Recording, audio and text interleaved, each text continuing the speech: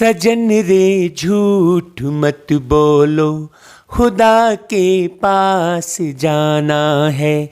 न हाथी है न घोड़ा है, वहाँ पैदल ही जाना है। सजन रे झूठ मत बोलो, खुदा के पास जाना है।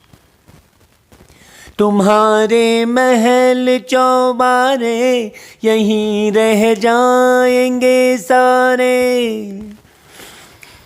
तुम्हारे महल चौबारे यहीं रह जाएंगे सारे। अकड़ किस बात की प्यारे, अकड़ किस बात की प्यारे, ये सर फिर भी झुकाना है। सजन रे झूठ मत बोलो, खुदा के पास जाना है। ये गीत आप लोगों ने सुना होगा। वैसे तो हम सभी लोग जो बात समझनी चाहिए उस दिशा में अपनी बुद्धि को न लगाकर हम राग में, लय में, ताल में, संगीत में चले जाते हैं। किसने गाया, क्यों गाया, कहाँ का रहने वाला है, इसमें चले जाते हैं और मूल बात पर ध्यान नहीं जाता। चाहे उसे गीतों के माध्यम से सुना जाए, कविता के माध्यम से सुना जाए, या फिर प्रवचन के माध्यम से, शब्दों के माध्यम से सुना जाए। जब तक हम जो बात बताई जा रही है उस पर बारीकी से गौर नहीं करेंगे, ध्यान नहीं देंगे, तब तक वो केवल सुनने तक और मनोरंजन तक सीमित रह जाता है। इसलिए बहुत सारे अच्छे गीतों का निर्माण हुआ, लेकिन गीता जीवन में नहीं उतरी है। बहुत सारे शब्दों का निर्माण हुआ, लेकिन जीवन में, व्यवहार में नहीं उतरा। क्यों? क्योंकि हम शब्दों की ओर चले गए, गीतों की ओर चले गए, जाति, धर्म, जमाने भर के चक्रव्यूह में हम घूमते रहे, फंसते रहे। इसलिए अच्छे अच्छे शब्दों वाले गीत भी हमने बहुत सारे सुने हैं, लेकिन वो हमारे जीवन में केवल मनोरंजन करके चले गए। बहुत सारे गायक आए, गीतकार आए, जिन्होंने हमारे जीवन को सुख शांति से भरने के लिए मना प्रयास किया, लेकिन हमारी बुद्धि भटकती रही, स्थिर नहीं हुई। क्यों? क्योंकि हमें अपने सत्य स्वरूप का परिचय नहीं था। हम कहाँ से आए हैं ये ज्ञान नहीं था। हमें जाना कहाँ है ये मालूम नहीं था। हम क्यों आए हैं इस धरती पर, क्या लक्ष्य हमारे इस जीवन का, कुछ भी पता नहीं था।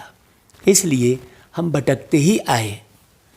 तब प्यार के सागर, परमात्मा, शांति के सागर, देखिए क्या कहते हैं उनके लिए, शांति के सागर, जो पूरी तरह से शांत हैं। क्यों पूरी तरह से शांत हैं? क्योंकि पूरी तरह समझदार हैं। एक एक बात की उनको समझ है। सृष्टि के आदि मध्य अंत का नॉलेज है। ये सृष्टि कैसे चलती है, किस प्रकार से घूमती है, मनुष्य आत्मा कहाँ से आती है, किस प्रकार से व्यवहार करती है, किस बात का क्या प्रभाव पड़ता है, कौन से खान पान का क्या असर होता है, ये सब नॉलेज एक परमात्मा में थी। हम आत्माओं में इसलिए नहीं थी क्योंकि हम स्वयं की जो है अवस्था को पूरी तरह से बिगाड़ चुके थे। स्वयं की पहचान ही नहीं थी हमें। इसलिए हम गीत तो गाए हैं, अर्थ भी बहुत अच्छे थे उन गीतों के, लेकिन हम समझ नहीं पाए, और ना तो हम समझे, ना हमने उसे जीवन में उतारा। तो प्यारे बाबा जो बिगड़ी को सुधारने वाले हैं, आप हमेशा कहते रहे कि हे प्रभु मेरी बिगड़ी को बना लो, तो वो इस धरती पर आकर बनाएंगे ना। भाई आपकी बिगड़ी कैसे बनती है? आपकी बिगड़ी बनती है आपके बुद्धि में ये सोच है कि बिगड़ी बनेगी कोर्ट कचहरी में जाकर, हैं? तो कोर्ट कचहरी में भी जाएंगे तो क्या करेंगे, वो समझाएंगे ही ना। बिगड़ी को बनाने के लिए आप पुलिस थाना जाते हैं तो पुलिस थाने में भी जाकर वो जो एक व्यक्ति बैठे हैं वहाँ पर, वो आपको समझाएंगे ही ना। इसका मतलब ना समझदारी ही हमें राह भटकाती है और समझदारी राह दिखाती है। तो गीत में आपने सुना कि झूठ मत बोलो, ये तो कहा सभी ने कहा, संत ऋषि मुनि गायक गीतकार सब ने कहा कि झूठ मत बोलो, लेकिन आप देख रहे हैं कि झूठ तो बढ़ता ही चला गया। बिना झूठ के कार्य ही नहीं चलेगा। ये लोगों ने अपने अंदर धारणा पूरी पक्की कर ली। क्यों? क्योंकि सत्य बोलने की विधि का पता ही नहीं है। हर एक चीज़ की एक विधि होती है ना, तो बोले कैसे व्यक्ति? सच्चाई का पता ही नहीं है तो वो झूठ कैसे न बोले? सत्य के बारे में तो बताया ही नहीं गया, आज तक किसी ने नहीं बताया। क्यों? क्योंकि सब इस झूठे शरीर को ही सब कुछ समझने लगे। सत्य तो बताया सत्यम शिवम सुंदरम ने, हाँ, एक परमात्मा ने। इसलिए उनके लिए सत्य चित आनंद स्वरूप कहते हैं। आप जितनी बार भी बोलेंगे तो पहला क्या आएगा? सत्य शब्द ही आएगा। तो सत्य बातें एक परमात्मा ही बताते हैं। नहीं तो ज्ञान तो बहुत मिला आपको कि भाई ना हाथी है ना घोड़ा है, वहाँ पैदल ही जाना है। अब सोचने की बात है, पैदल जाना है कहाँ? भाई पैदल तो हम शरीर के इस पैर से चलते हैं। तो क्या इस धरती पर ही जो है वो खुदा धरती पर ही कहीं पर रह रहा है क्या? कोई घर है क्या उसका धरती में? है कोई निवास स्थान इसी धरती पर है जो पैदल जाएंगे? नहीं, पैदल तो जा ही नहीं सकते, वहाँ उड़कर जाना होगा। आसमान से उस पार उसका घर है, शरीर छोड़ना होगा। ये बात गहरी समझने की है ना। तो देखो, झूठ मत बोलो कहा, लेकिन झूठ से बचने की सही विधि तो लिखी नहीं। तुम्हारे महल चौबारे यहीं रह जाएंगे सारे, कहा। हाँ, वो तो यहीं रह जाएंगे, तो फिर तुम कहाँ जाओगे? यहीं रह जाएंगे मतलब धरती पर रह जाएंगे, हैं? मतलब धरती पर वो नहीं है भगवान, है? तुम भगवान के पास जाओगे, खुदा के पास जाना है कहा, और फिर महल चौबारे यहीं रह जाएंगे मतलब धरती पर रह जाएंगे। इसका मतलब भगवान यहाँ नहीं रहता है, मतलब वहाँ पैदल नहीं जाया जा सकता, वहाँ उड़ के जाया जा सकता है। ये बारीक बात समझने की है। अकड़ किस बात की प्यारे? भाई आप अपने महल का घमंड करते हो, बंगले गाड़ी का घमंड करते हो, है? ये सर फिर भी झुकाना है। भाई कौन सा सर झुकाना है? सोचने की बात है। और किसके आगे झुकाना है? ये सब गहरी समझने की बात है। हमने तो गीत सुन लिया, तो ये जो रोज की मुरली आपको भेजी जाती है, इसमें पूरी डिटेल में बातें समझाई गई हैं, विस्तार से बहुत अच्छे से समझाया गया है। और किसने समझाया है? प्यार के सागर परमात्मा ने, निराकार ने, जिनका अपना कोई शरीर नहीं है ना? जिनका इस दुनिया में कोई, है ना, अपना घर बंगला गाड़ी नहीं है उनके पास इस दुनिया में। वो तो परम धाम में अशरीरी रूप में रहते हैं। हम शरीर के साथ जीवन जीते हैं, वो अशरीरी रूप में ही सदा जीवित हैं। और हम तो शरीर से अलग हो गए तो मर गए समझते हैं। अरे हम तो मर गए। अब कोई आत्मा एक शरीर छोड़ दूसरे में प्रवेश करती है तो कहती है मैं मर गया हूँ, मतलब वो शरीर के भान में ही है ना। भाई वो तो स्वयं जीवित है, लेकिन वो मर गए हम क्यों बोलता है? क्योंकि वो शरीर को ही सब कुछ समझ रहा था, है, इसलिए मर गया हूँ कहता है दूसरे शरीर में प्रवेश करके। अब कहा है देखो, भला की जय भला होगा, बुरा की जय बुरा होगा, है ना? मतलब भला करोगे तो भला होगा तुम्हारे साथ, बुरा करोगे तो बुरा होगा, है ना? लेकिन भला हो कैसे, बात समझने की है। जब तक हम सच्चाई पर ना चलें, जब तक हम स्वयं की सत्य पहचान ना हो हमें, तब तक हम भला करेंगे कैसे? है भला की जय भला होगा, बुरा की जय बुरा होगा, बही लिख लिख के क्या होगा, बही लिख लिख के क्या होगा, यहीं सब कुछ चुकाना है, सजन रे झूठ मत बोलो। तो आप बही, माने ये जो बही खाता है, आप लिख रहे हो, लिख के क्या होगा, वो यहीं पड़ा रह जाएगा। कहने का मतलब तुम तो शरीर छोड़ दोगे, लेकिन शरीर छोड़ने के बाद भी तुम्हें यहीं सब कुछ चुकाना है। मतलब फिर से तुम्हें शरीर लेना है और शरीर के साथ ही तुम्हें कष्ट मिलना है। ये हॉस्पिटल, ये कोर्ट कचहरी के चक्कर, ये सब कर्मों के फल हैं। भला करोगे तो भला होगा, है ना भाई, है ना। आपने जो है गीत में कहा है, लड़कपन खेल में खोया, जवानी नींद भर सोया। देखो, माने जब बचपन है उस समय तो कुछ होश ही नहीं है। क्यों होश नहीं है? क्योंकि मैं स्वयं कौन हूँ ये ज्ञान ही नहीं है। शरीर का ही भान है, जो शरीर छूट रहा है उसी के भान में हो सदा। तो महल माणिक और चौबारे तो बहुत अलग की बात हो गई। सबसे पहले तो शरीर के भान को छोड़ना पड़े। तुम शरीर नहीं हो, तुम एक आत्मा हो, ये जानना पड़े। तो गीत तो हमने बहुत पहले से सुनते आ रहे हैं, लेकिन वो बात समझ में नहीं आई। क्यों? क्योंकि सत्य बात यही है कि तुम शरीर नहीं हो।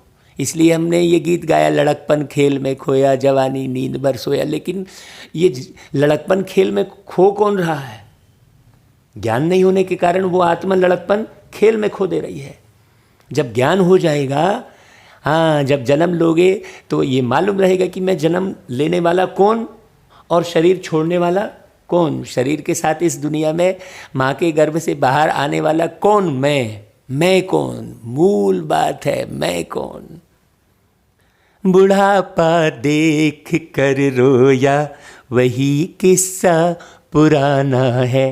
अब देखो, है ना भाई, जब बुढ़ापा आने लगता है तो शरीर के भान में रहने के कारण रोना आता है? और शरीर का भान न रहे है तो ना तो बुढ़ापे में रो है, न जवानी का जो है भान आए, ना अभिमान करो है, न लड़कपन फालतू बिताओ। सारा ज्ञान तो आत्मज्ञान में समाया हुआ है। तो बाबा कहते हैं, मीठे बच्चे, तुम्हारी बिगड़ी को सुधारने वाला, अर्थात बनाने वाला, अर्थात क्या चीज बनाने वाला? तकदीर बनाने वाला एक बाप है।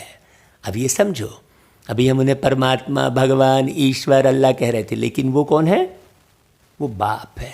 क्योंकि जब तक रिलेशन नहीं होता है ना, तब तक कनेक्शन नहीं होता है। बिना रिलेशन के कनेक्शन कैसे हो?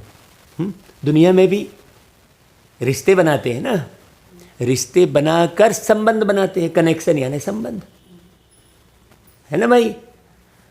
तो इसलिए एक बाप का संबंध, पिता का संबंध सर्वश्रेष्ठ है। घर में भी मालिक कौन होता है? बाप ही होता है ना भाई। तो वो बाप जो पूरे विश्व का मालिक है, जो तुम्हें नॉलेज देकर तकदीरवान बनाते हैं, वो ज्ञान के सागर हैं। तुम बच्चों की इस रूहानी भट्टी का एक कायदा कौन सा है? हाँ, देखो बाबा ने क्या कहा, रूहानी भट्टी। भट्टी मतलब जैसे भट्टी में आग होती है, उसमें चीज़ जो है परिवर्तित हो जाती है, कच्चे से पक्की हो जाती है। नहीं तो कच्चा कोई खाने लायक रहता है क्या? कोई भी आइटम पका कर ही खाते हैं। ऐसे ही ये ज्ञान की भट्टी है, हाँ, जिसमें आप पक्के हो जाते हैं। योग मतलब आपका संबंध हर एक के साथ पक्का हो जाता है। ये ऐसी भट्टी है। तो रूहानी भट्टी में अर्थात याद की यात्रा में बैठने वालों को कभी भी इधर उधर के ख्यालात नहीं चलाने हैं।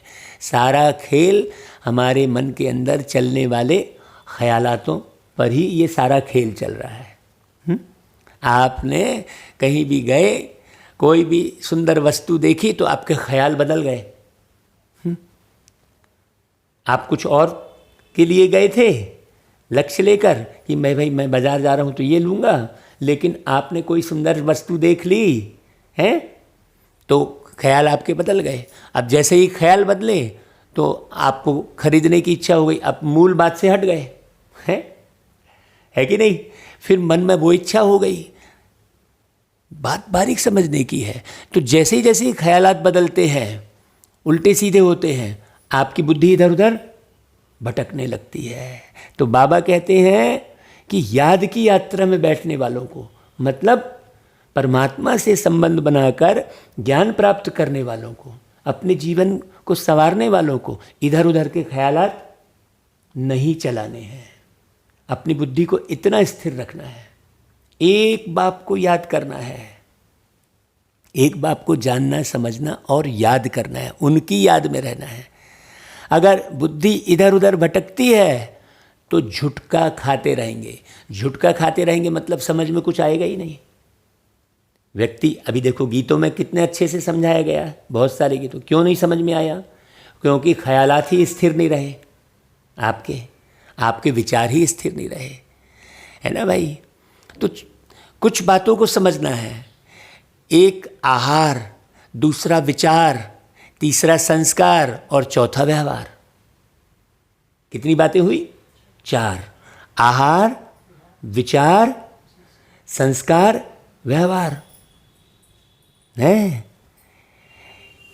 तो आप इधर उधर भटकेंगे तो झुटका खाते रहेंगे, उबासी देंगे। देखो अभी भी बैठे हो तो उबासी दे रहे हो सामने, है ना भाई? उबासी देते रहेंगे, इससे वायुमंडल खराब होता है।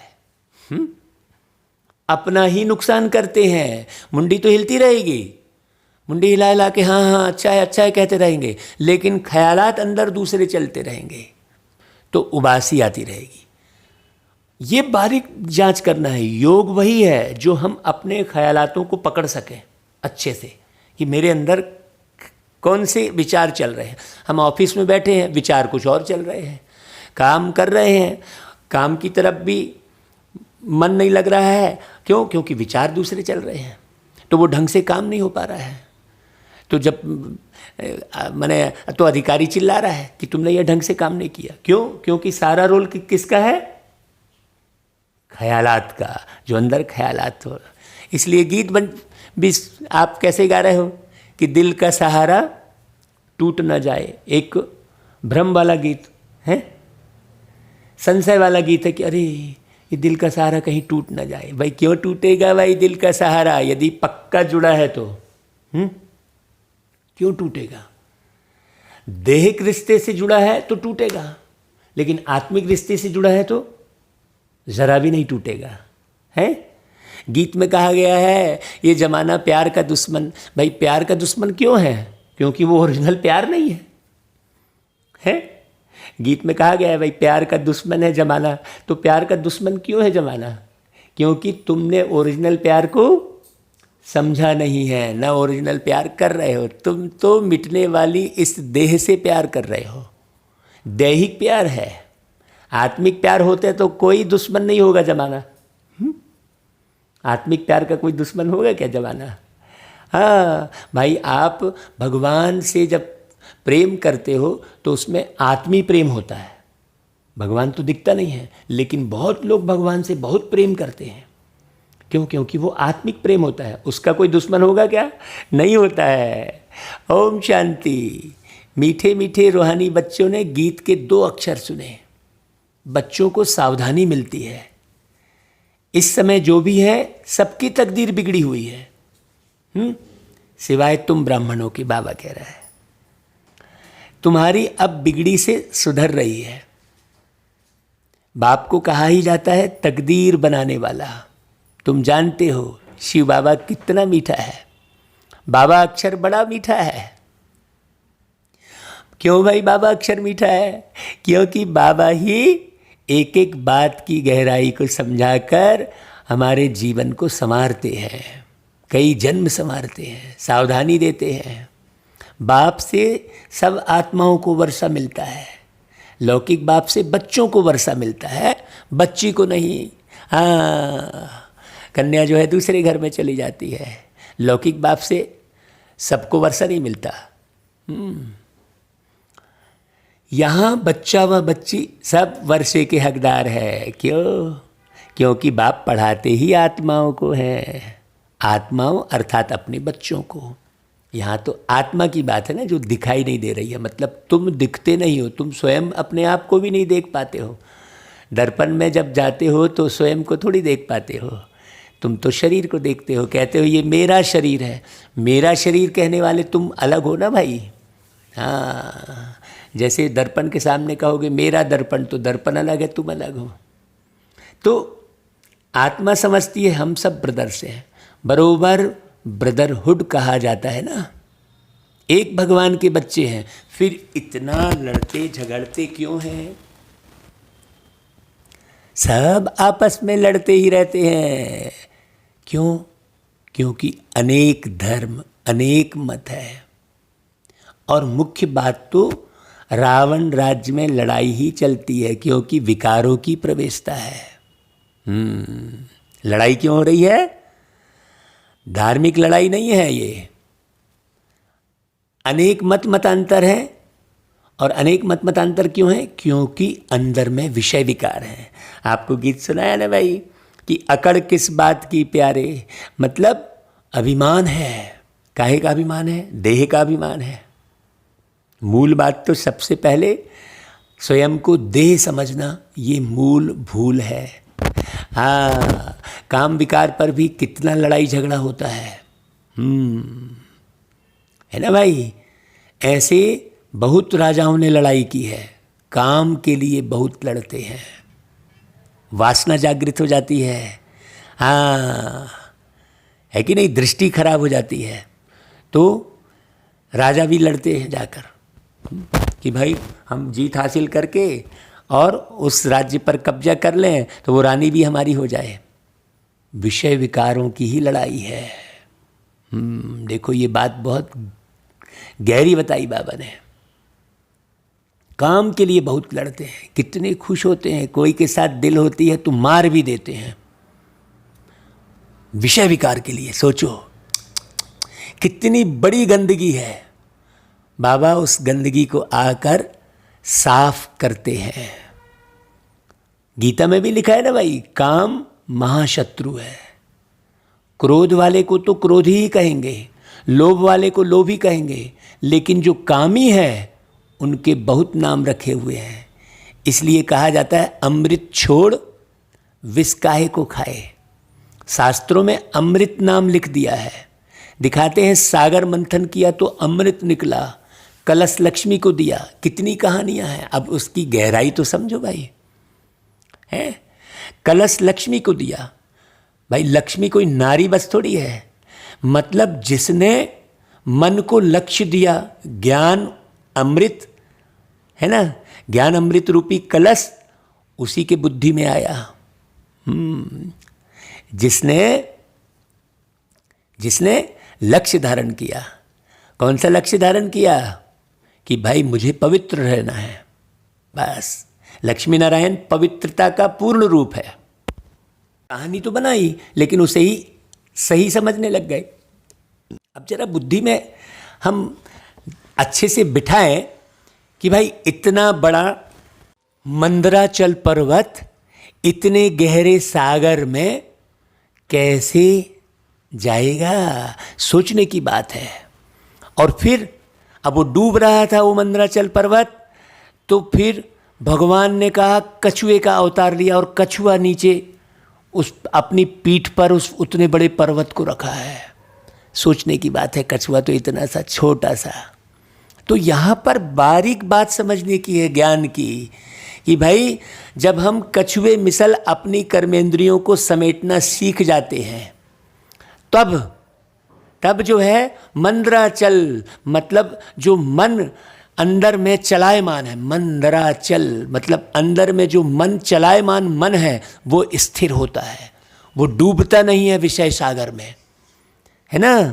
जब हम कछुए मिसल कर्मेंद्रियों को जीतते हैं, अपनी कर्मेंद्रियों पर जीत हासिल करते हैं, तब मन जो चंचल है वो स्थिर होता है और तब उसमें मथने की प्रक्रिया शुरू होती है। है ना भाई।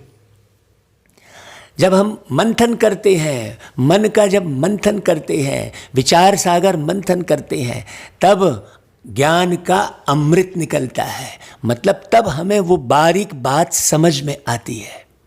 तो कितनी कहानियाँ हैं, अब कहानी में तो बस आप कहानी सुने पड़े हो।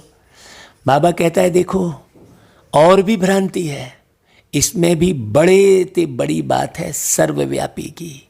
लोगों ने कण कण में भगवान, हम में तुम में, खड़ग खम्भ में, तो भाई गीता का भगवान कौन और पतित पावन कौन, ये बात स्पष्ट समझ में ही नहीं आई।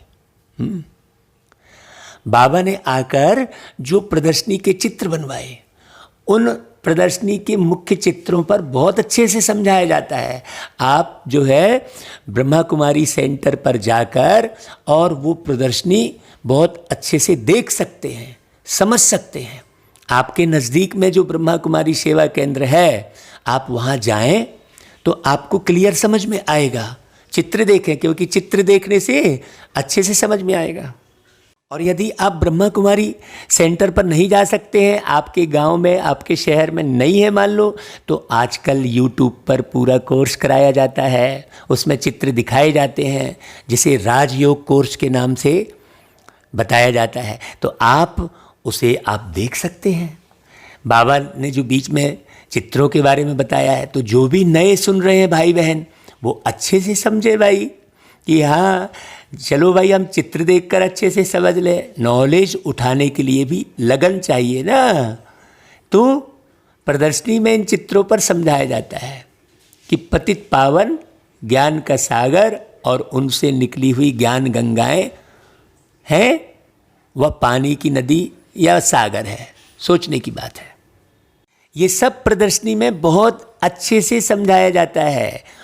और फिर मुरली में प्यारे बाबा बैठ समझाते हैं कि मीठे मीठे बच्चों, तुमको किसने पावन बनाया है। बुद्धि में बात, बिगड़ी को सुधारने वाला कौन है, वह पतित पावन कब आते हैं, यह खेल कैसे बना हुआ है।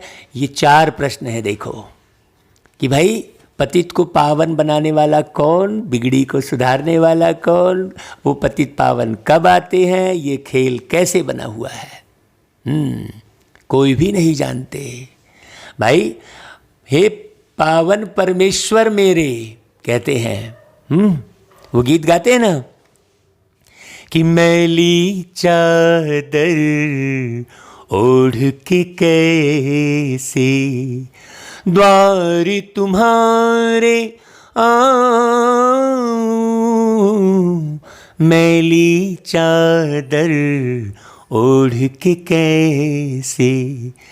हे पावन परमेश्वर मेरे, हे पावन परमेश्वर मेरे, मन ही मन शर्माऊं,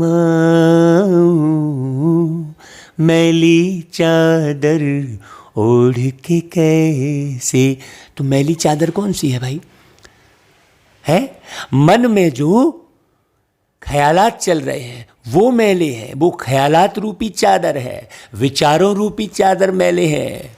हाँ, जो आत्मा ने अपने मन में गंदे ख्यालातों रूपी चादर ओढ़ लिए हैं, उस चादर को ओढ़ के पावन परमेश्वर से कैसे मिले। तो शर्मा रहा है वो। बारीक बात समझने की है। तो कोई भी नहीं जानते कि पावन परमेश्वर है, मतलब इस स्वर से परे रहने वाला। हम तो बार बार इसने ऐसा बोला, जरा सा किसी ने बोला तो हम प्रभावित हो जाते हैं और उस बोल बोल में ही लड़ाई लड़ने लगते हैं। हाँ भाई, किसी ने बोला तो तुम्हारे चिपक थोड़ी गया, बोल को चिपका लेते हैं। बहुत गहरी बात समझने की है। देखो भाई, बाप को कहा ही जाता है नॉलेजफुल, ब्लिसफुल, पीसफुल। गाया भी जाता है बिगड़ी को बनाने वाला एक है, सबका मालिक एक है। यह तो समझने में आता है ना कि भाई बिगाड़ता कौन है? बिगाड़ता है रावण। भाई आपने रावण शब्द बोल दिया, इसलिए रावण शब्द कहते हैं बाबा। रावण यानी आपके अंदर के विकार। बाबा कहते हैं देखो यह खेल है हार जीत का। रावण को भी तुम जानते हो, जिसको भारतवासी वर्ष वर्ष जलाते हैं। यह भारत का दुश्मन है। भारत में ही हर वर्ष जलाते हैं। उनसे पूछो कब से जलाते आते हो, तो कहेंगे या तो अनादि चला आता है, जब से सृष्टि शुरू होती है। शास्त्रों में जो पढ़ा सत सत करते आते हैं। अब रावण है क्या? वो कोई साकार शरीर थोड़ी है भाई। तुम अदृश्य आत्मा के अंदर वो विषय विकार अंदर भरे हुए हैं। वो विषय विकार जब आप क्रोध करते हो तो मालूम पड़ता है, व्यवहार से मालूम पड़ता है, बाकी तो वो दिखाई थोड़ी देता है। कोई व्यक्ति आएगा मिलेगा, थोड़ी मालूम पड़ेगा ये कितना क्रोधी है या इसने कितना क्रोध किया है। हाँ, कोई खूब अच्छा ज्ञानी होता है जो खूब ज्ञान को जानता है, तो वो चेहरे को देखकर, आँखों के भाव को देखकर सूक्ष्म बातें समझ लेता है बस। बाकी तो थोड़ी मालूम पड़ेगा कि भाई इसकी दृष्टि कामी है, क्रोधी है ना। जब वो व्यवहार में आता है तब मालूम पड़ता है, अंदर में छुपा हुआ है उसके। हाँ, जब उसकी आँखें बताने लगती हैं फिर धीरे से बाकी छुपा रहता है ना। काम वासना के भाव है ना, अभिमान के भाव अंदर भरे रहते हैं, दुख अंदर भरा रहता है, ऊपर से हंसता रहेगा। तो ये सब विकार छुपे रहते हैं। हाँ, तो वो कैसे छुपे हुए विकार? ऐसे पुतला जला के जलाने से थोड़ी जल जाएगा। सोचो, अब पुतला जला के जला दिए थोड़ी जल जाएगा भाई। तो ये हार जीत का खेल, इसी से तुम हारे हो। माया से हारे हार, माया से जीते जीत। अब उसी को माया कह देते हैं। अब माया भी नहीं समझे, धन दौलत को माया कहते हैं। कितने शब्द उलझा दिए हैं लोगों ने, ढेर सारे शब्द ला ला कर पूरे ज्ञान को उलझा दिया है। बाबा एक एक शब्द का अर्थ बता बता कर सुलझा रहे हैं। अब लोग धन दौलत को माया समझ लेते हैं, रिश्ते नातों को माया समझ लेते हैं। भाई माया मतलब तुम अभिमान के वशीभूत हो, तुम क्रोध के वशीभूत हो, तुम लोभ के वशीभूत हो, है ना भाई। तो माया से कैसे हार खाते हैं वह भी समझाया जाता है। पूरा आधा कल्प रावण राज्य चलता है, 2500 साल आप उलझे रहते हो। एक सेकंड का भी फर्क नहीं हो सकता। राम राज्य की स्थापना और रावण राज्य का विनाश। हाँ, राम राज्य मतलब है राग रंग से मरा हुआ, है ना, विषय वासना से बिल्कुल अलग। अभी तो विषय वासना को ही जीवन समझ रहे हैं लोग। बहुत बिगड़ा हुआ है भाई दुनिया का। तो बाबा कहते हैं ये सब राम राज्य की स्थापना और रावण राज्य का विनाश अपने समय पर एक्यूरेट चलते हैं। सतयुग में तो लंका होती नहीं है, वह तो बुद्ध धर्म का खंड है। बाबा कहते हैं देखो, बुद्ध धर्म का खंड है का मतलब क्या हुआ कि वो जो बाबा अभी बुद्धि दे रहे हैं, बुद्धि से जो सत्य की स्थापना आत्मा के अंदर में कर रहे हैं, वही एक पार्ट है सतयुग। पढ़े लिखे की बुद्धि में रहता है कि लंदन इस तरफ है, अमेरिका इस तरफ है। पढ़ाई से बुद्धि का ताला खुलता है, रोशनी आती है। हाँ, अभी तो नक्शे से समझ जाते हैं ना भाई, नेट से कि किस तरफ है, और बड़े आसानी से पहुंच जाते हैं। अब आजकल कोई किसी को उल्टे सीधे रास्ते पर नहीं ले जा सकता। पहले तो नॉलेज नहीं थी, तो आप ऑटो में बैठते थे तो वो कहीं भी ले जाकर आपको लूट लेता था, आपके धन दौलत को, आपकी अस्मिता को। लेकिन अब नेट पर पूरी नॉलेज है, नक्शा है, कहाँ पर किधर है। ऐसे ही ये जो सृष्टि चक्र का जो नक्शा है, ये परमात्मा आकर बताते हैं। जब ये नॉलेज और गहरी आपको मिल जाती है तो इससे ज्ञान का तीसरा नेत्र खुल जाता है। पढ़ाई से बुद्धि का ताला खुलता है, रोशनी आती है। इसको ज्ञान का तीसरा नेत्र कहा जाता है। बुढ़ियाँ बहुत बातें समझ न सके भाई, जो बूढ़े बूढ़े हो गए हैं, उनके संस्कार कड़े हो गए हैं, तो उनको समझ में नहीं आएगा। हाँ, इन्हों को एक मुख्य बात धारण करनी है, जो ही अंत में काम आती है। मनुष्य शास्त्र तो बहुत पढ़ते हैं, पिछाड़ी में फिर भी एक अक्षर कह देते हैं कि राम राम कहो। देखो आखिरी में, अब पूरा शास्त्र कहाँ से याद करे भाई? ऐसे नहीं कहते शास्त्र सुनाओ, वेद सुनाओ, पिछाड़ी में कहेंगे राम को याद करो। जो जास्ती समय इस चिंतन में रहते हैं, अंत में भी वह याद आ जाता है। इसलिए इस पढ़ाई को, इस मुरली को आप सारे दिन सुनते रहिए, जब तक आपके ये विचार अंदर में घूमते ना रहे। क्योंकि देखो, नहीं तो सोने के बाद आप फिर कहीं इधर उधर भाग जाते हो। अभी स्थिति हमारी ऐसी हो गई है, पढ़ पढ़ के कि हम नींद में भी वही सेवा कर रहे होते हैं जो आपको साकार में जागृत अवस्था में कर रहे हैं। जब वो 4-5 घंटे जो सोते हैं ना, उसमें भी वही सेवा हो रही होती है। तो 24 घंटे बाबा की याद बनी रहती है। जब बाबा की याद बनी रहेगी तो वो ज्ञान भी बाबा का बुद्धि में टपकता रहेगा। हाँ, बस एक बात तुम्हें समझाते हैं कि अभी विनाश तो सबका होना है। तुम जानते हो सब किसको याद करेंगे भाई? किसी को मालूम ही नहीं है। शिव बाबा और उनका ज्ञान। कोई कृष्ण को याद करेगा तो वो कृष्ण की कहानी याद आएगी, है मटकी फोड़ी, है तो उससे फायदा क्या? सोचने की बात है। कृष्ण की वही कहानी याद आती रहेगी कि रुक्मणी को भगाया है, कि रासलीला की, तो गोपियों के वस्त्र हरे, वही सीन दिखता रहेगा। कोई अपने गुरु को याद करेंगे तो गुरु की जो है गतिविधियां मालूम होती रहेंगी, वो भी देहधारी है। कोई अपने देह के संबंधियों को याद करेंगे।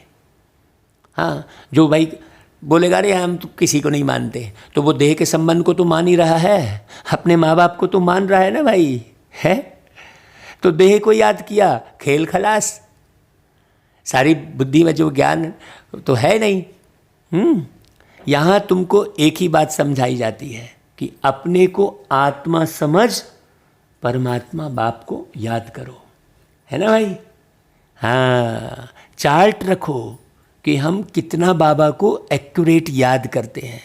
जितना याद करेंगे पावन होते जाएंगे। और याद कैसे आएगी? बाबा की मुरली सुन सुनकर। भाई जिससे जितना ज़्यादा बातें करते हैं वो उतना ही याद आता है। आता है कि नहीं आता है भाई? अब किसी से आपने पूरे जीवन भर में एक बार बात की है, वो याद आएगा क्या? है? तो ये मुरली क्या है? ये मुरली बाबा से बातचीत है। आपकी शास्त्रों में, वेद में किसी से बातचीत नहीं हो रही है, हैं? हाँ, लेकिन मुरली से तो बाबा बातचीत कर रहे हैं ना भाई। मीठे बच्चे कह के आपको ज्ञान सुनाने की शुरुआत कर रहे हैं, है ना भाई। तो जितना याद करेंगे पावन होते जाएंगे। ऐसे नहीं कि गंगा में स्नान करने से पावन बनेंगे भाई। गंगा में स्नान करने से अब आपको फिर वही गंगा ही याद रहेगी, पानी ही याद रहेगा। सोचने की बात है। आप पानी को याद करोगे तो पानी तो सदा है ही यहाँ पर, वो कोई ज्ञान का सागर थोड़ी है पानी, है। सोचने की बात है, आत्मा की बात है ना। पानी तो ये शरीर को चलाता है ना, हवा शरीर को चलाती है। तो आप पानी हवा बस इसी में ही लगे रहेंगे तो आत्मा को पावन कब बनाएंगे? आत्मा ही पतित बनी है ना, इसलिए पाप आत्मा कहते हैं। कोई भी व्यक्ति पाप कर्म करता है तो पाप शरीर बोलते हैं क्या? पुण्य कर्म करता है तो पुण्य शरीर बोलते हैं क्या? पुण्य आत्मा बोलते हैं। इसका मतलब शरीर अलग है और आत्मा अलग है। आत्मा ही पावन बनती है ना। हाँ भाई, कैसे पावन बनेगी? पावन परमेश्वर को याद करके। हे पावन परमेश्वर मेरे, मतलब परमेश्वर मतलब जो इस स्वर से सदा परे है। तो बाप ने समझाया है, आत्मा एक स्टार बिंदी है जो भ्रुकुटी के बीच में रहती है। तो आप सारा दिन ये एहसास होता है क्या भाई? जैसे आप कुर्सी में बैठे हो तो आपको एहसास रहता है ना भाई, आप कुर्सी में बैठे हो करके, हैं? आप किसी भी स्थान पर बैठे हो और घर से फ़ोन आएगा, भाई कहाँ बैठे हो, तो आपको मालूम रहेगा ना कि मैं यहाँ बैठा हूँ। लेकिन ये बताइए कि सारे दिन में आपको ये एहसास रहता है कि मैं भ्रुकुटी के बीच अति सूक्ष्म स्टार रूप में बैठा हूँ? नहीं रहता। ज्ञान तो सुन लिया, लेकिन वो एहसास नहीं है, वो अनुभव नहीं कर रहे हैं, तो कैसे आप उसको याद में रखेंगे? कहते हैं आत्मा स्टार अति सूक्ष्म है। तुम बच्चे ही इन बातों को समझ सकते हो। कौन बच्चे? जो लगातार मुरली को सुन रहे हैं, समझ रहे हैं। बाप कहते हैं मैं कल्प के संगम युगे आता हूँ, ये सब समझाने के लिए। ऐसा कहीं समझाया गया है क्या भाई कि आप इस शरीर में, ये भ्रुकुटी के बीच आप बैठे हो और इस आँख रूपी खिड़की से दुनिया को देख रहे हो, कर्ण रूपी यंत्र से सुन रहे हो। अब ये आँख बहुत अच्छी है, ये कान भी बहुत अच्छा है, लेकिन मैं इस शरीर को छोड़ के निकल गया तो क्या ये आँख देखेगी? ये कान सुनेगा? नहीं सुनेगा। इसमें सुनने की ताकत नहीं है, सुनाने की प्रक्रिया है बस इसमें, है सुनाने की प्रक्रिया है। ये कान आपको सुनाने में मदद करता है, आप बैठ के सुनते हो। ये समझो बात को बहुत गहरे से। अब मैं आत्मा ये शरीर छोड़ के निकल गया तो ये आँख किस में काम करना शुरू करेगी? जिस शरीर में आत्मा है, ये आँख वापस उसी शरीर में काम करना शुरू कर देती है। आँख का ट्रांसफ़र करते हैं ना भाई, हैं? सोचने की बात है। सब कुछ ट्रांसफ़र कर देते हैं, आँख है ना, किडनी, लीवर, हार्ट, सब ट्रांसफ़र करते हैं, लेकिन माइंड को ट्रांसफ़र नहीं कर सकते। ब्रेन को, मन को कर सकते हैं क्या? क्योंकि मन इस तन में रहता ही नहीं है, ब्रेन इस तन में रहता ही नहीं है, हैं? तो कैसे ट्रांसफ़र करेंगे? अगर ब्रेन को, माइंड को ट्रांसफ़र कर लेते तो फिर आज जो है बहुत अच्छे जो ब्रेन वाले थे पहले, उनका ब्रेन किसी में नए में फिट करके वैसा का वैसा आविष्कार फिर हो जाता। फिर जाने का गम क्यों करते उनके? अरे इतना अच्छा आदमी था, इतना बढ़िया साइंटिस्ट था, वो चला गया। ब्रेन का ट्रांसफ़र नहीं होता क्योंकि आत्मा के अंदर ही वो मन, वो माइंड, वो ब्रेन, वो है ना, समझने की शक्ति वो आत्मा के अंदर होती है। आत्मा चली गई। हाँ, तो बाबा कहते हैं देखो मैं कल्प के संगम युग में आकर ये सब समझाता हूँ। ये सारा किसने समझाया? ये प्यारे बाबा ने। उन्होंने फिर कल्प अक्षर छोड़ युगे युगे अक्षर लिख दिया है। देखो पूरा उल्टा हो गया ना भाई। तो मनुष्यों ने उल्टा समझ लिया है। मैंने कहा है कि कल्प कल्प संगम युग आता हूँ, घोर अंधियारा और घोर सोजरे के संगम पर। हाँ, जब खूब अंधियारा हो जाता है, बाकी युगे युगे आने की तो दरकार ही नहीं है। सीढ़ी उतरते ही आते हैं। जब पूरे 84 जन्म की सीढ़ी उतरते हैं तब बाप आते हैं। भाई जब बच्चा पूरी तरह गिर जाता है, धूल में सन जाता है, तो बाप नीचे झुकता है उसको उठाने के लिए। हाँ, यह ज्ञान सारी दुनिया के लिए है, ऐसा थोड़ी कि किसी धर्म विशेष के लिए है, क्योंकि ये तो परमात्मा का ज्ञान है ना। हाँ, सन्यासी लोग तो कह देते हैं इन्हों के चित्र सब कल्पना है, परंतु कल्पना की तो इसमें कोई बात ही नहीं है भाई। आप समझो तो सही आके, कल्पना तो वो जो तुम बना रहे हो वो है? यह सबको समझाया जाता है, नहीं तो मनुष्यों को कैसे पता पड़े। इसलिए यह चित्र बनाए गए हैं। यह प्रदर्शनी देश देशांतर में ढेर होती रहेंगी। बाबा ने बहुत पहले ही मुरली में कहा, अब तो पूरे हम तो देश विदेश जाकर देख कर आए भाई। सब जगह बड़ी बड़ी प्रदर्शनी बनी हुई है बाबा की। बाबा तो हमको विदेश भी ले गए, पूरे देश में कितने राज्यों में घुमाए, खुद इन आँखों ने देखा। बाप कहते हैं बहुत भारतवासी बच्चे हैं तो सब बच्चे ना, अनेक धर्मों का यह झाड़ है। बाप बैठ समझाते हैं, यह सब काम चिता पर बैठ जल मरे हैं। काम अग्नि कहते हैं ना, वासना की अग्नि कहते हैं ना। हाँ, उसमें आदमी जल मरता है, मर गया है पूरा। देह को छोड़ने के बाद मर गया बोलते हैं, वाकई में वो तो देह के भान में ही मर गया ना, देह में मर गया ना। हम तुम पे मर गए कहते हैं ना, है? तुम पर फिदा हो गए, मर गए, तो किस पर? वो शरीर को देखकर बोलते हैं। सतयुग में जो पहले पहले आते हैं वही फिर पहले पहले द्वापर से लेकर काम अग्नि में जलते हैं, इसलिए काले हो गए हैं। इसलिए कृष्ण जी को श्याम और सुंदर कहते हैं। माने पहले पहले सतयुग में कौन उतरे? वही कृष्ण जी, जो बहुत सुंदर थे, फिर बाद में श्याम बन गए। फिर श्याम से सुंदर बनने का गायन है। जो बुरे से अच्छा बनता है उसकी तारीफ होती है। भाई ये कितना बेकार था, देखो कितना बढ़िया बन गया, क्या किया जो इसने बहुत बढ़िया बन गया। अभी बाबा के ज्ञान को सुनकर कितने लोग जो बिगड़े हुए थे वो बिल्कुल सुधर के बढ़िया बन गए। डाकू भी जो है संत बन गया बाबा के ज्ञान को सुनकर। बहुत अच्छे से समझना, नहीं तो भाई कह देते हैं भाई कि भाई काम चिता पर बैठकर जल मरे हैं। सतयुग में जो पहले पहले आते हैं वही फिर पहले पहले द्वापर से लेकर काम अग्नि में जलते हैं। अभी सबकी सदगति होनी है, तुम निमित्त बनते हो। अब जो जितनी ज़्यादा सेवा करेगा, जितना ज़्यादा इस ज्ञान का प्रचार प्रसार करेगा, उसकी बुद्धि में यही ज्ञान रहेगा पूरे समय, तो अंतमति सुगति हो जाएगी। तुम्हारे पिछाड़ी सबकी सदगति होनी है। बाप कितना सहज रीति समझा रहे हैं भाई। देखो कहते हैं सिर्फ बाप को याद करो, एक्यूरेट है ना। आत्मा ने ही दुर्गति को पाया है। आत्मा पतित बनने से शरीर भी ऐसा मिलता है। अब लंगड़ा पैदा हुआ बच्चा, भाई कौन सा पाप कर्म किया भाई? जरूर पिछले जन्म में उस आत्मा ने पाप कर्म किया जो अभी लंगड़ा अंधा पैदा हो रहा है। बात बड़ी समझने की है ना। आत्मा को पावन बनाने की युक्ति बाप बिल्कुल सहज बताते हैं। त्रिमूर्ति के चित्र में ब्रह्मा का चित्र देख मनुष्य हाय हाय मचा देते हैं। इनको ब्रह्मा क्यों कहते हो? हैं? अब उन्होंने अपनी कल्पना से कुछ अलग बना रखा है। भाई तुमने वो भी देखा है क्या? जो तुम चित्र बना रहे हो क्या तुमने उसको भी देखा है क्या? नहीं देखा है।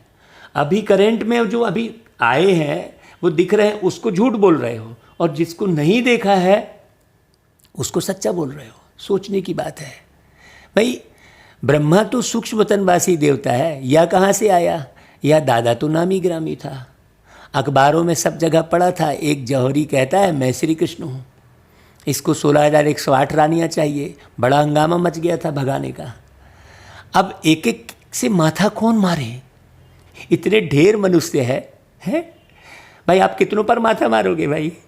आबू में भी कोई आते हैं तो उनको झट कहते हैं अरे ब्रह्मा कुमारियों के पास जाते हो, वह तो जादू कर देती हैं। अब इसमें जादू की क्या बात है भाई? सोचते क्या? स्त्री पुरुष को भाई बहन बना देती है, लंबी चौड़ी बात बताकर माथा ही खराब कर देते हैं। ऐसे ऐसे मनुष्य हैं, तो ऐसे के चक्कर में नहीं पड़ना भाई।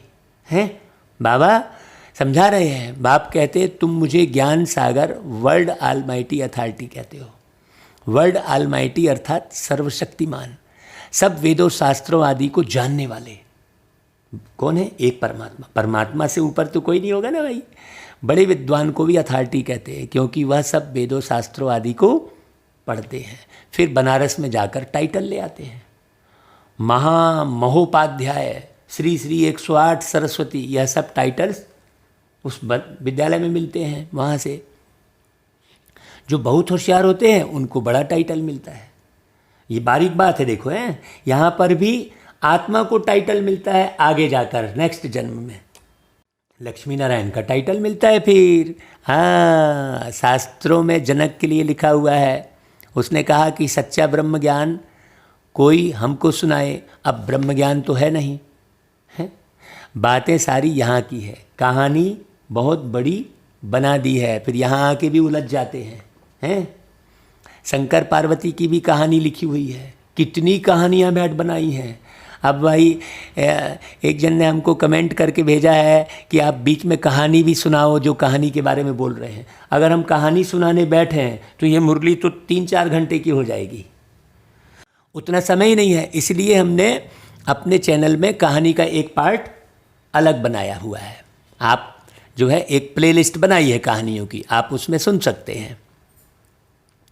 तो कहते हैं शंकर ने पार्वती को कथा सुनाई, वास्तव में था शिव, उन्होंने फिर शंकर पार्वती का नाम दे दिया है।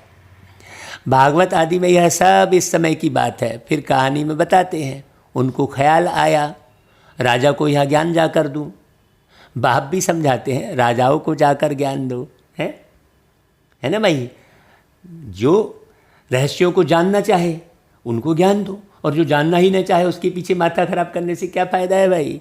हाँ भाई, तुम ही सूर्यवंशी थे, फिर चंद्रवंशी, वैश्यवंशी, शूद्रवंशी बने। तुम कौन?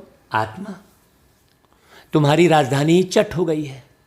अब फिर सूर्यवंशी राजधानी लेना हो तो पुरुषार्थ करो। राजयोग सिखाने वाला बाबा आया हुआ है भाई, पढ़ा रहा है। अब आप फिर संशय लाओगे तो फिर बैठ जाओ भाई संशय में।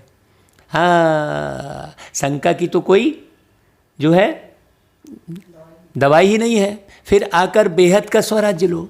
राजाओं के पास भी बहुत चिट्ठियाँ जाती हैं, फिर उनको मिलती थोड़ी ही है।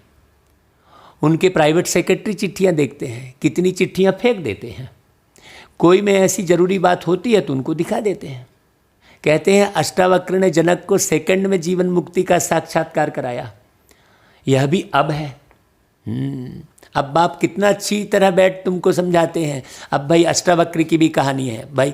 बाबा ने तो हमको पूरी भागवत कथा पढ़ने के लिए कहा था, तो पूरी पढ़ी है। ये अष्टावक्र की कहानी, जितनी भी कहानियों का जिक्र आज आया है, शिव ने पार्वती को सुनाई, ये सब हम भागवत कथा का प्रोग्राम स्पेशल करते हैं जिसमें बैठ सब समझाते हैं। और हमारे यूट्यूब चैनल पर भागवत की एक अलग प्लेलिस्ट है, आप उसे सुन सकते हैं।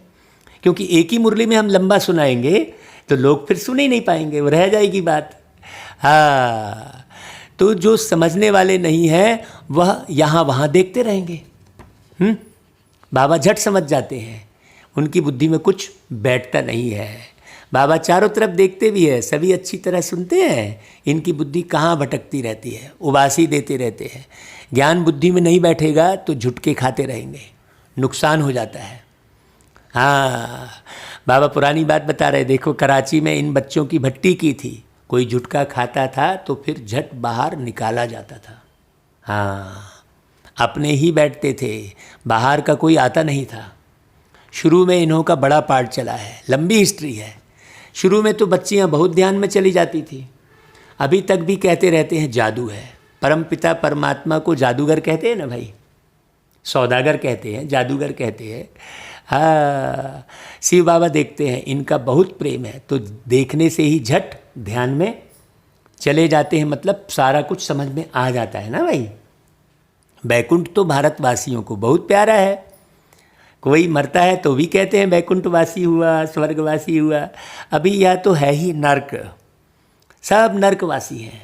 तब तो स्वर्ग पधारा कहते हैं भाई, यहाँ से कोई जाता है तो तब तो कहते हैं फलाना स्वर्गवासी हुआ, परंतु स्वर्ग में तो कोई जाता ही नहीं है।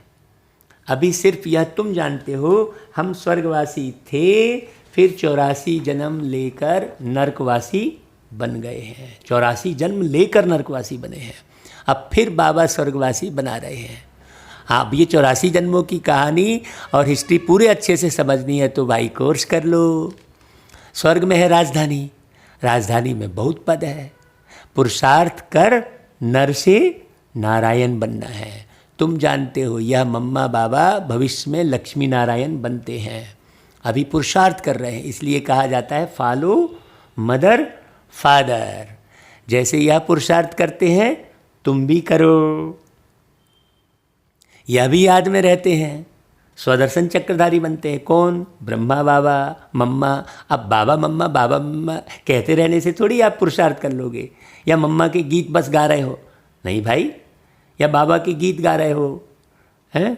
ब्रह्मा बाबा के गीत बना लिए तो गीत बना लिए, अच्छा है, चलो रिफ्रेश हो गए, लेकिन उनके जैसा बनना ही सबसे बड़ा गीत बनाना कहलाएगा। हाँ, आप ही गीता बन जाओ, हैं? गीत बस में मत अटके रहो। बाबा कहता है तुम बाप को याद करो और वर्षे को याद करो, त्रिकालदर्शी बनो। तुमको इस सारे चक्र का ज्ञान है, इसमें तत्पर रहो। अगर ज्ञान में आप तत्पर नहीं रहोगे तो भूल जाओगे ना। किसी भी चीज़ में आप तत्पर रहते हो भाई। जैसे मान लो एक कंप्यूटर ग्राफिक्स डिज़ाइनर है, वो रोज़ डिज़ाइन बनाएगा, तब उसे सारे टूल्स याद रहेंगे, कौन कैसा यूज किया जाता है। और अगर वो साल भर भी नहीं बैठा तो सब भूल जाएगा। भाई एक टाइपिस्ट है, वो टाइपिंग करता है तो उससे बिल्कुल फट टाइपिंग करता है, क्योंकि मेमोरी में वो परमानेंट फिट हो जाता है। लेकिन अगर साल 2 साल ना करे तो भूल जाएगा। इसलिए इस ज्ञान में भी तत्पर रहना पड़ता है। आप सुबह दोपहर शाम देखो, हमारी दादियाँ 10-10 12-12 बार मुरली पढ़ती थी सारे दिन में, तब वो दादियाँ बनी हैं। तब आज आप जानकी दादी जी का नाम ले रहे हो, गीत गा रहे हो उनके, है ना भाई, दादी प्रकाश मणि जी का नाम ले रहे हो, क्योंकि उन्होंने वैसा पुरुषार्थ किया है। अब नाम बस ले लेने से थोड़ी तुम्हारा पुरुषार्थ हो जाएगा कि उनकी याद में आप जो है बैठ जाओ तो पुरुषार्थ होगा, नहीं, आपको वैसा बनना है।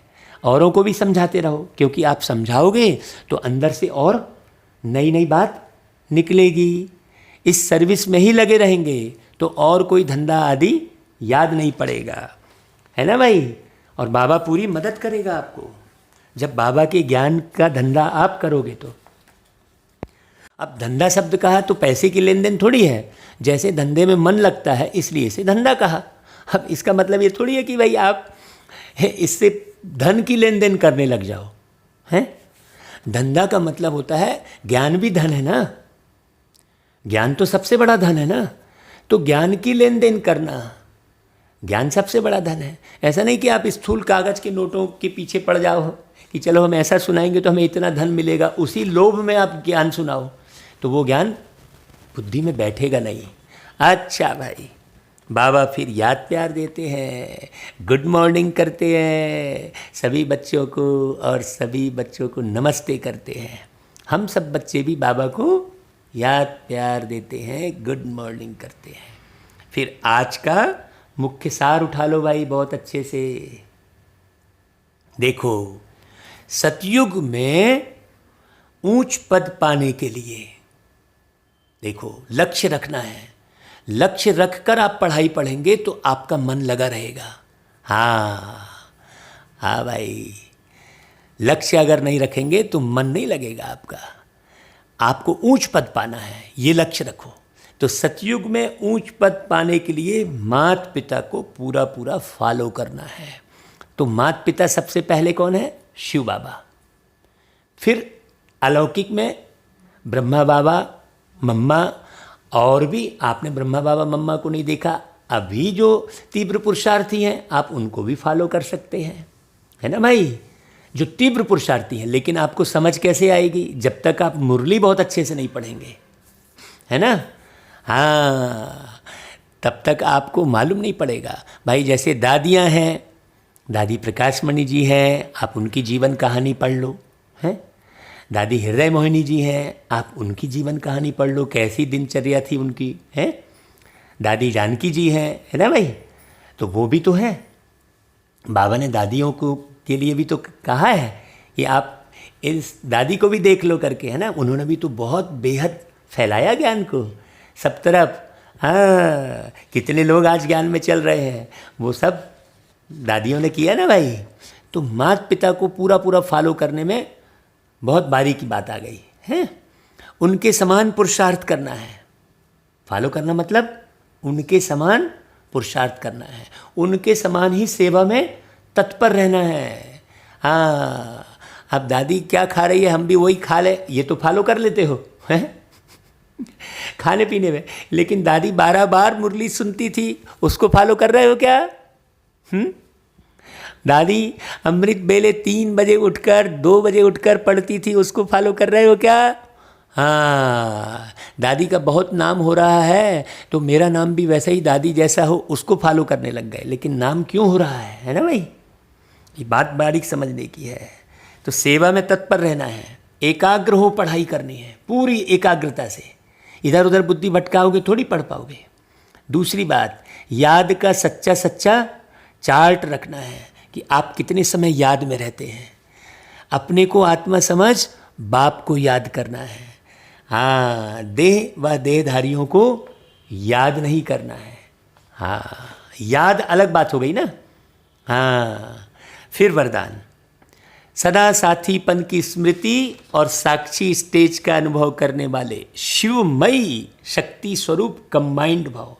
जैसे आत्मा और शरीर दोनों का साथ है, जब तक इस सृष्टि पर पार्ट है तब तक अलग नहीं हो सकते। ऐसे ही शिव और शक्ति दोनों का इतना ही गहरा संबंध है। जो सदा शिवमयी शक्ति स्वरूप में स्थित होकर चलते हैं तो उनकी लगन में माया विघ्न डाल नहीं सकती। वे सदा साथीपन का और साक्षी स्टेज का अनुभव करते हैं। ऐसे अनुभव होता जैसे कोई साकार में साथ हो, ऐसे अनुभव होता है। अच्छा भाई, फिर स्लोगन, निर्विघ्न और एक रस स्थिति का अनुभव करने के लिए एकाग्रता का अभ्यास करो। एकाग्रता का अभ्यास करने के लिए एक बाबा को याद करो, बाबा को याद करो, बाबा को याद करो। बाबा की याद में ही ओरिजिनल ओम शांति आपके मुख से निकलेगा। अच्छा भाई, ओम शांति।